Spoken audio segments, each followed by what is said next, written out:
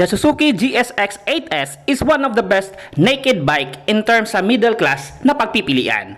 Kung gusto mo ang ganitong klaseng motor, halika, panoorin mo ito hanggang matapos upang maibigay ko sa inyo ang mga iilan na detalye patungkol sa motor na ito. At baka nga ito ang isa sa mga gusto mong makuha na motor this year. Tara, pag-usapan natin.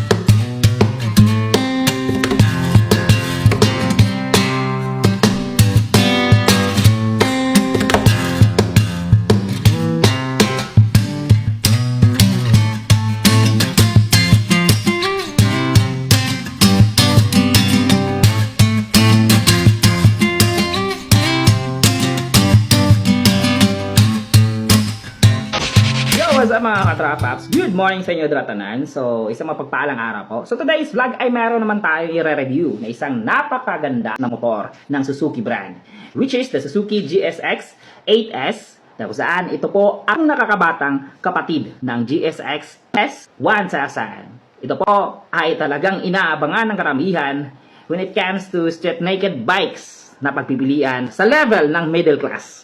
So, ating alamin kung ano po ba ang kanyang specs, features, and also the price. Magkano ba ito mabibili dito sa Pilipinas? So tara, ating alamin mga katrapaps. Let's watch.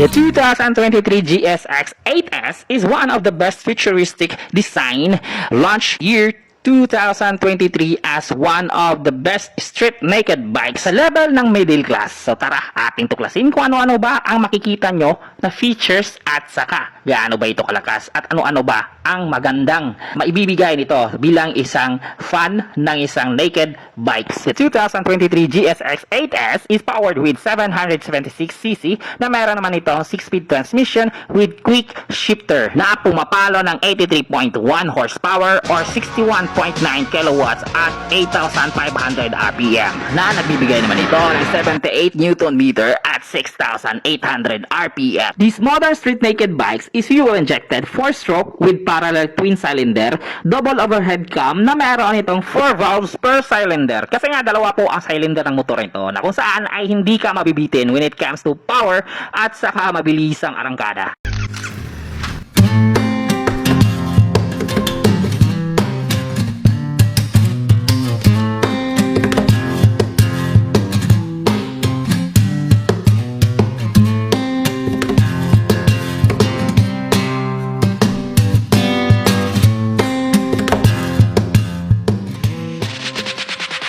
At in terms naman sa kanyang cooling system, ito po ay liquid cooled. Then sa kanyang oil capacity sa kanyang makina ay meron po siyang 3.9 liters. At meron itong malaking tangke na kung saan ay merong 14 liters ang kanyang fuel tank capacity na umaabot lamang ng average fuel consumption up to 23.8 kilometers per liter mga paps. At in terms naman sa kanyang front suspension, meron po siyang 43mm KYB inverted front fork. Kaso nga lang, non-adjustable po ito. And also, meron din siyang linkage assisted spring preload, adjustable KYB shock sa likurang bahagi. So, ibig sabihin, overall sa kanyang suspension ay napakaganda when it comes to cornering at saka sa mga bumpy roads. Then, maganda po ang kanyang braking system dahil po dalawa po ang disc brake niya sa harapan na kung saan ito po ay merong 310mm floating disc with Nissin 4-pot piston brake caliper na kung saan ay reliable po ang kanyang braking system sa harapan.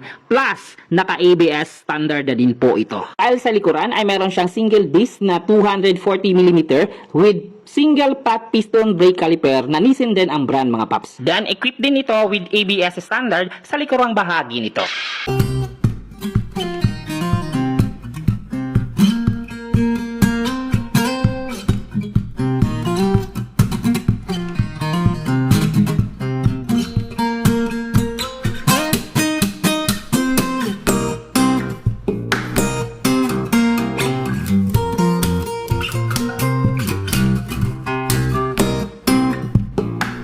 At dahil sa naka-twin parallel cylinder po ito, hindi masyadong malaki ang kanyang magagamit na space. Kaya ginawan po din ito ng isang magandang chassis na kung saan ay suitable at comfortable na durable na chassis para sa motor na ito. Gawa naman ito sa steel na nagbibigay ng magandang bigat at balance in terms sa cornering. Ang motor na ito ay tumitimbang ng 202 kg na mayroong 140 mm ground clearance at saka may seat height na 810 mm. Lastly, ang size ng gulong sa harapan ay 120 by 70 round 17 at saka sa likuran ay 180 by 55 round 17 mga paps.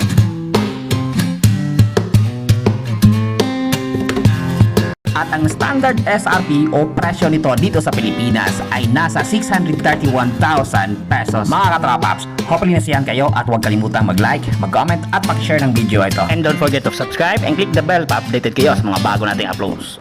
So ayan, once again, isang mapagpalang araw po sa inyong lahat dyan. So salamat po sa panonood at hopefully may naibigay ako sa inyo na magandang review patungkol sa Suzuki GSX 8S na isang magandang naked bike in terms sa middle class na pagpipilian. So once again, daghang salamat sa mga bagong nakasubscribe dito sa aking YouTube channel and hopefully you support me through more in terms sa panonood sa mga iba ko pang mga na-upload dito sa aking YouTube channel.